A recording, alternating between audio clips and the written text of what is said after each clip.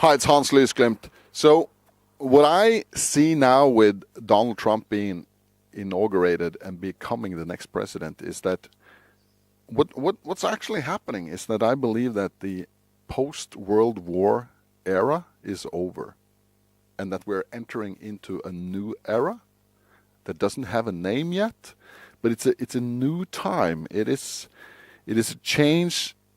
It's a profound change, because if we look at especially the last 8 years under Obama, what we have then was the culmination really of the post-World War era, because we had a number of trends that had been going since essentially after the Second World War and the institutions that were set up that have recently culminated. And take just, for example, Obama, that the fact that a black man was possible to become president in the United States, that sort of ended a lot of the debate around racism and all that. You cannot prove a point more than that. So okay, so that was the, and that sort of also set the standard that a woman could become president. It wasn't really needed to have Hillary become president because everyone accepted that as a potentiality. So that's another thing.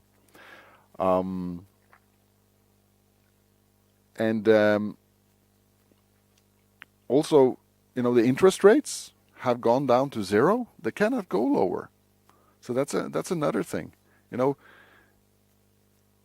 It is a financial global setup, starting with the Bretton Woods Agreement and later turning into the inflation targeting that we have now that didn't really work, and then they ran down the interest rates. That's like, it's come to the end of the road. You cannot. It has to turn somehow. And also, the most important part, I believe, is the mass immigration. Sweden opened its borders wide open. Anyone could come. Anyone could come to Sweden. Same with Germany. Essentially, Norway also had open borders for a while. People just flooded in. And of course, that had to end very soon. Reality caught up with Sweden, with Norway, Germany. Reality is catching up with the United States, building the wall. Interest rates can only go up again. The new president, Donald Trump, is a more traditional sort of president. And this is these are all culminations of a trend and then a counter trend, a new trend. I'd like some suggestions for what this post-World War era should be called, but this is profound, and this also sets the whole thing in some kind of perspective, because it's not really relevant to just criticize Donald Trump. Yes, he's a strong individual and he is a character and a lot of those things, but this phenomenon that we have peaked on so many things in the post-World War era, and now something had to happen that will change that in a new direction. This is much bigger than Trump. This would have happened anyway. The time was ready for it. Maybe with Hillary, maybe we could have gone on with the post-World War era for another 4 or 8 years, but eventually that historic era had to end.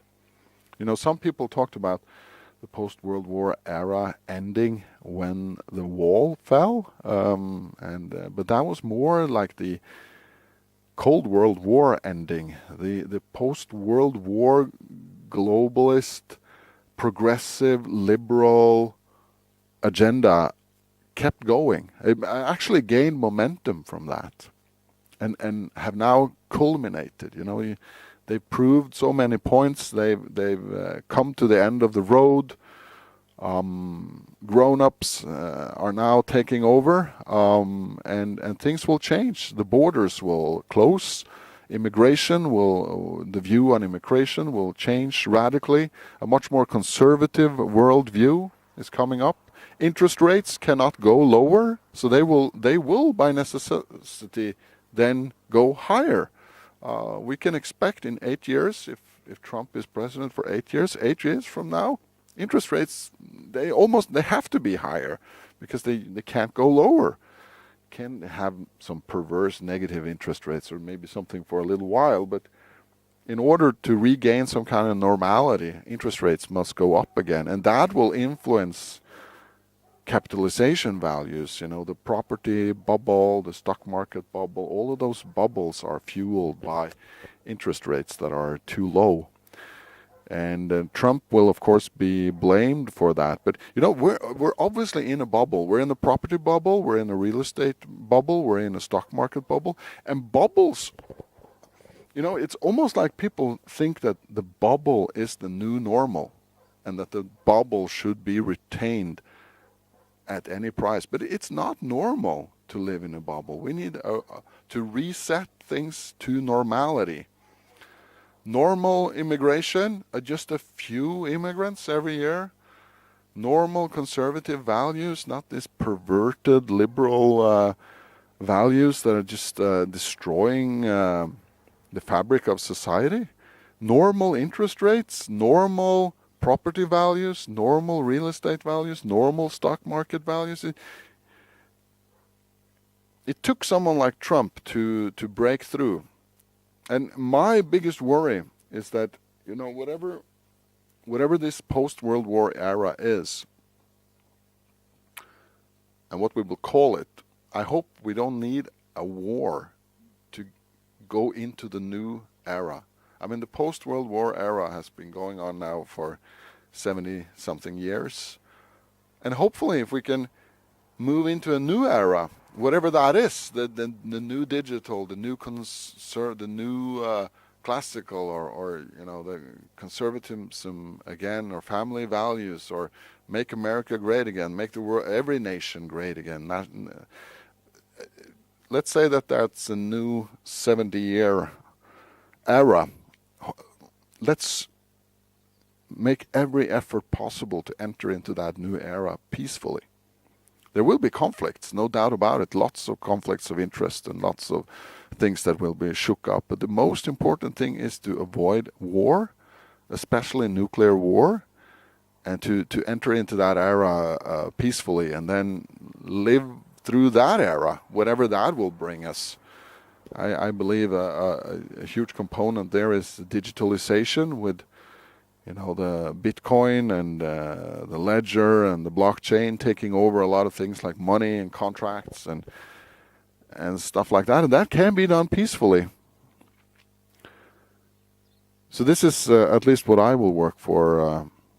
And this is how I'm thinking about this, to work for a more peaceful transition into a new era, and that this is much bigger than just Trump. This is a historic phenomenon. We come to the end of the road of a historic era and entering a new one. Thanks.